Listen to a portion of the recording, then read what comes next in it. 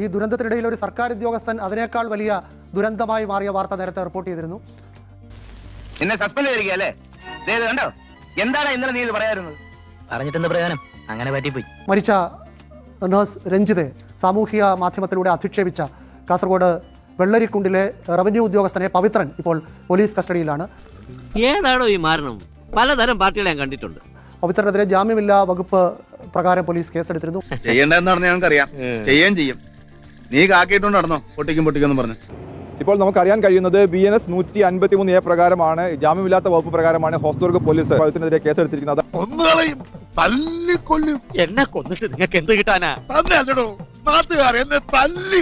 അതായത് ജാതി സ്പർദ്ധ വളർത്താനുള്ള ശ്രമം നടത്തി എന്നുള്ള ഒരു ആരോപണം എന്നുള്ള കേസിലാണ് ഇങ്ങനെ കേസെടുത്തിരിക്കുന്നത്. അതായത് NSS ഹോസ്ദുർഗ് താലൂക്ക് പ്രസിഡന്റ് പ്രഭാകരൻ കരിച്ചേരിയാണ് ഇത്തരം ഒരു പരാതി നൽകിയത്. അതിനൊക്കെ കാര്യമുണ്ടോ? അച്ഛൻ വിചാരിക്കുന്ന പോലല്ല, കാര്യം സീരിയസ്.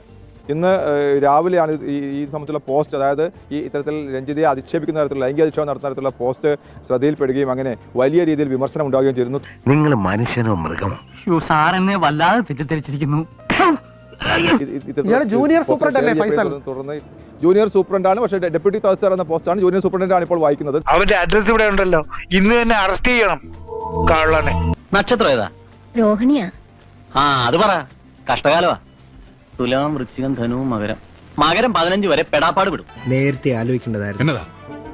നേരത്തെ നോക്കിയിരുന്നെങ്കിൽ നിങ്ങൾ ഇവിടെ ഉണ്ടാക്കി ചിത്തപ്പിരി മണ്ഡലം മൊത്തോട്ടാക്കരുത്. രണ്ട് കാര്യങ്ങളാണ് ചൂണ്ടിക്കാണിച്ചിരുന്നത്. ഒന്ന്, റവന്യൂ വകുപ്പിന് അവമതിപ്പുണ്ടാക്കി.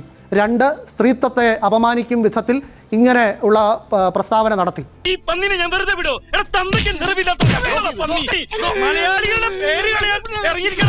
മാന ദുരന്തത്തിൽ മരിച്ച രഞ്ജിതയെ ജാതീയമായി അപമാനിച്ച ഡെപ്യൂട്ടി തഹസിൽദാർക്ക് സസ്പെൻഷൻ.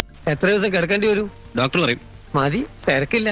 കിട്ടേണ്ടത് കിട്ടിക്കഴിഞ്ഞാൽ തോന്നേണ്ടത് തോന്നാൻ ഇത്തിരി സമയം നല്ലതാ.